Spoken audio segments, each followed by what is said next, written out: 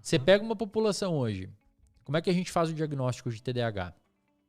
A gente tem um manual diagnóstico estatístico chamado DSM-5, muito criticado por muita gente, mas é muito funcional ainda. É o que a gente tem hoje de melhor, que descreve os transtornos, embora tenha algumas críticas que a gente até pode conversar depois. Lá no DSM tem vários critérios de como diagnosticar uma pessoa com TDAH.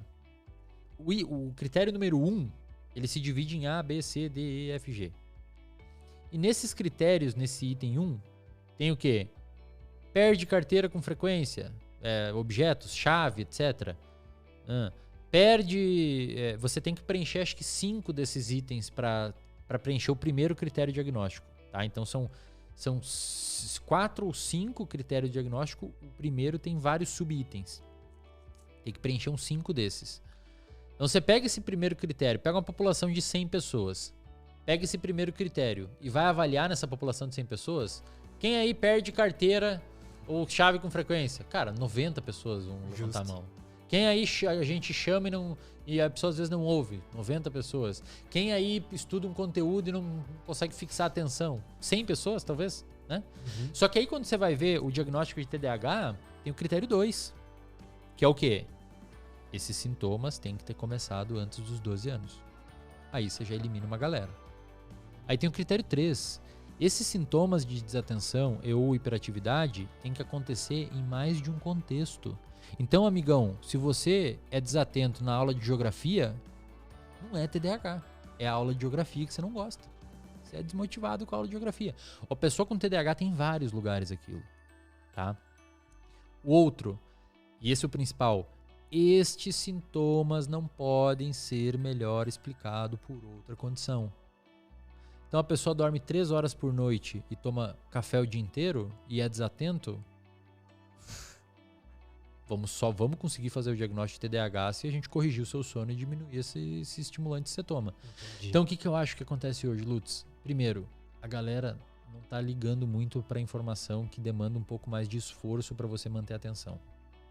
Pessoas com TDAH, devido ao déficit dopaminérgico na via mesocortical, no córtex pré-frontal, de fato não conseguem sustentar a atenção em alguma coisa. Pensa comigo, Lutz. Quando você vai ler um livro, aquele disparo tônico de dopamina, ele tem que estar um pouquinho alto para permitir você motivado lendo o livro e não ir lá na cozinha ver a geladeira, ou não pegar o telefone, ou não ligar pro fulano, ou não ver o Instagram, ou não olhar o YouTube. A pessoa com TDAH, ela digamos que ela pode ser levemente desmotivada a manter a atenção numa única situação. Então, devido a ter esse disparo tônico de dopamina um pouquinho mais baixo, a pessoa com TDAH pega o livro e como a dopamina está um pouquinho mais baixa ali, ela já começa a ficar motivada para fazer outra coisa. Aí pega o Instagram. Aí pegou o Instagram, aí vai lá na cozinha. Aí liga pro Roberto e fica 3 horas no telefone com o Roberto. Quando vê, passou a tarde inteira, a pessoa não fez nada. Por quê? Porque ela tem tanto pouquinho de dopamina que ela fica hiperativa querendo buscar recompensa em tudo que é lugar. Então é verdade, cara, que pacientes com TDAH, tranquilamente 60% usam algum tipo de substância, cara. Interessante. Seja cafeína em excesso, seja cigarro, TDAH fuma muito. Eles são mais impulsivos, eles buscam mais recompensa. Por quê? Porque tem uma diminuição dopaminérgica, eles precisam muito de alguma coisa. Aí às vezes você dá a Ritalina, que embora o nome seja psicoestimulante, a pessoa se acalma. Por quê? Porque a Ritalina aumenta a dopamina no freio da pessoa, no córtex pré-frontal. Digamos que o freio dela funciona melhor. Então você dá um estimulante para o freio funcionar melhor e a pessoa que tomou Ritalina se sente um pouquinho mais calma. Aí vai o cara que não tem TDAH e se enche de Ritalina e Venvance, fica igual um pincher, tremilicando e nervoso. Por quê? Porque não precisa da Venvance e da Ritalina na pessoa. Ele já tem o tônus dopaminérgico funcionando. Às vezes ele só é desmotivado em estudar pro concurso que ele tem que estudar. Sim. Ou às vezes ele tá com aquele basal meio quebrado. Ou o basal tá né? quebrado, exato. Então o que eu quero dizer, Lutz? Cara, comportamento humano, incluindo as disfunções no comportamento humano, é muito mais do que uma narrativa subjetiva que muita galera da psicologia divulga por aí. É um todo, cara. Um todo. Eu já tive paciente que chegou pra mim, em 5 sessões recebeu alta, porque o cara tomava muito café. Quais que eram os sintomas que ele chegou falando? Ansiedade. Ansiedade, explodindo de ansiedade, dormindo mal, irritado com todo mundo.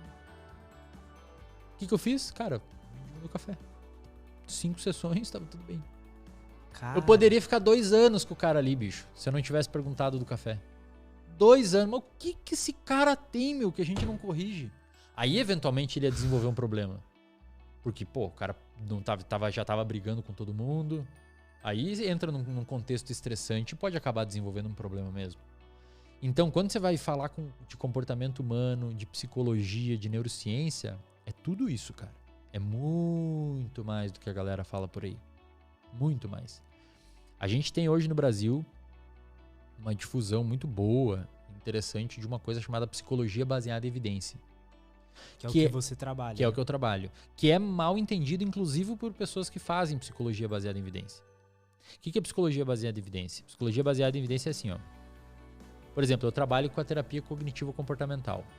Ela é uma terapia, talvez a terapia com mais evidência hoje para a maior parte dos transtornos. Terapia cognitivo-comportamental.